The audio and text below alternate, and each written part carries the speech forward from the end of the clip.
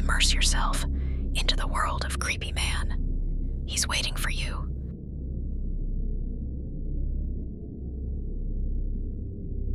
My name is Mark, and I've always considered myself a rational person, someone who doesn't buy into tales of the supernatural or things that go bump in the night. Ghosts were just stories for campfires, something to keep kids from staying out too late. That's what I used to believe, at least. But then something happened to me when I was 5 years old, something I couldn't explain, and to this day, it still sends shivers down my spine. This isn't one of those creepy tales you hear from a friend of a friend. This is something that happened to me, personally, and it's haunted me ever since.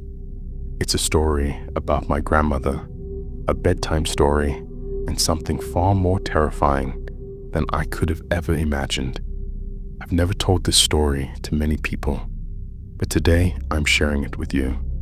Maybe you'll believe it, maybe you won't, but once you hear what happened, you'll never forget it. Let me take you back to that night when everything changed. That night, I was a 5-year-old kid, excited for my usual bedtime story. I ran up to my parents, eager to hear something fun and exciting, but they were both busy with their office work, typing away on their laptops. "Not tonight, honey. We're really busy," my mom said, without even looking up.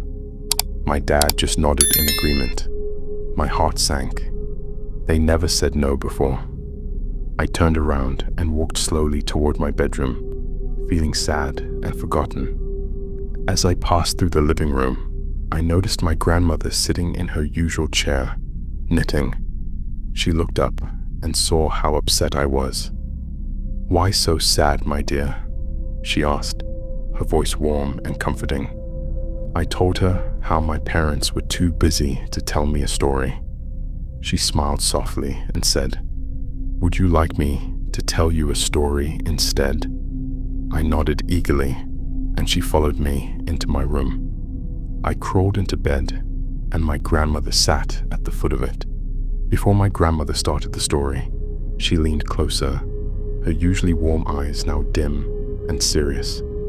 "Stories are powerful," she said softly. "Some tales, when told, leave a door open, and not all who pass through that door come in peace." Her words hung heavy in the air, and a strange draft crept into the room, brushing against the nape of my neck. I shivered, but nodded, eager to hear more. She began her story by telling me about her childhood in a small village. "There was a legend in my village," she said, her voice dropping to a whisper. "No one went out after dark because of the ghostly figure that roamed the streets at night." As she described the ghostly figure in her village, my grandmother's tone shifted. It was as though she was no longer narrating a tale, but reliving a memory. My heart started to race as she continued. One night, a worker from the local theater was late getting home. It was after midnight, and the streets were empty. He rode his motorbike through the village, trying to get home as fast as possible. He was halfway home when he heard something, a strange noise, like footsteps following him. He stopped his motorbike and looked around, but there was no one there. As my grandmother paused, I heard a faint noise. It sounded like footsteps. Soft and deliberate, just outside my room. I froze, staring at the door. "Did you hear that, Grandma?" I whispered. "Hear what, dear?" she asked, her face unreadable. But there it was again, louder this time, like someone dragging their feet down the hallway. My grandmother tilted her head, her expression strangely calm. "It's just the house settling," she said, though her voice carried an edge. "Houses, like people, remember things." Saying that, she continued the story. He could feel a presence behind him, though. Just as he was about to start his bike again, he heard a soft voice calling his name. It was eerie, distant at first, but then it grew closer. It was as if the voice was right next to his ear, whispering in the dead of night. He turned to find no one there, but suddenly the wind picked up and the air grew colder. He tried to restart the motorbike, but it wouldn't budge. Something unseen seemed to grip the bike's wheels, holding him back. He turned around, and there it was, the ghostly figure, standing just a few feet away. When the worker saw the figure, it didn't just stand there, she said, her voice dropping to a whisper. It reached out, its bony fingers stretching longer and longer, as if trying to pull him into the darkness. Its face was pale, its eyes hollow, and its body draped in a tattered robe. The worker tried to scream, but no sound came out. The next day, his body was found at the bottom of the well near an old, abandoned villa. No one knew how he got there, but everyone in the village whispered that the ghost had claimed another victim. The air in my room seemed to grow colder. My grandmother continued, her eyes glinting in the dim light. I couldn't take it anymore. My whole body was trembling. I shouted, "Stop! Grandma, I don't want to hear anymore." She looked at me with a strange smile, but didn't say anything. I buried myself under the covers, too terrified to look at her again. I eventually drifted off to sleep, but only for a while. Something woke me in the middle of the night. A faint humming, low and melodic.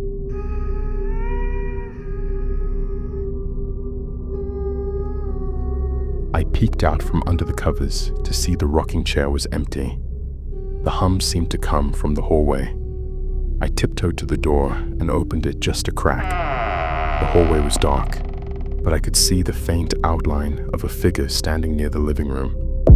"Grandma," I called out, my voice trembling.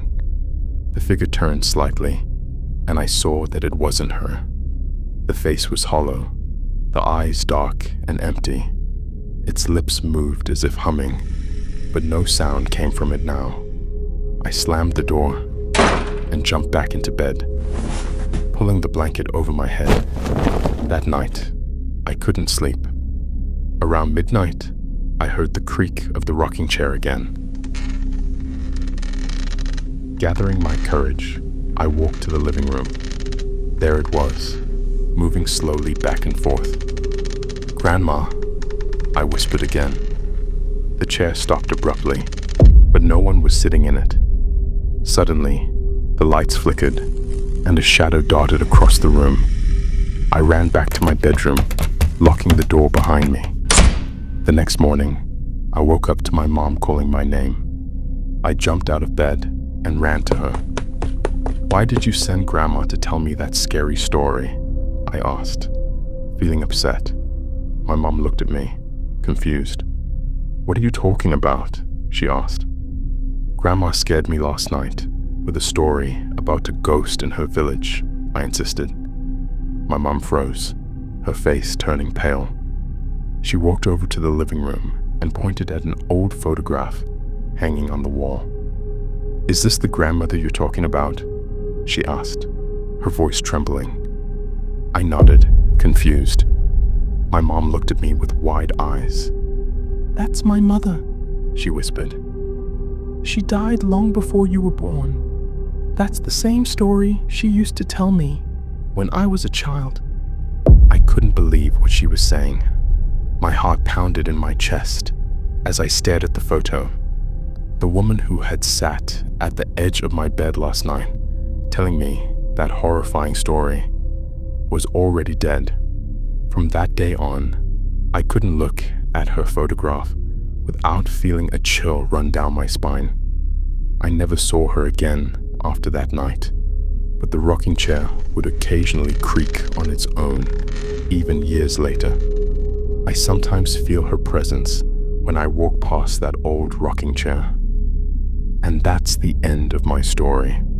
If you enjoyed it and want to hear more spine-chilling tales like this, make sure to hit that like button. Don't forget to subscribe to the channel and hit the bell icon so you never miss a new story when it drops. We'll be bringing you new horror stories every week, and your support is what keeps us going. If you or someone you know has experienced a real-life horror story or heard one that sends shivers down your spine, send it in. We might just turn it into the next episode. And don't forget to share this video with your friends. They might enjoy the scare too. Thanks for watching, and remember, the next terrifying tale could be yours. See you in the next episode.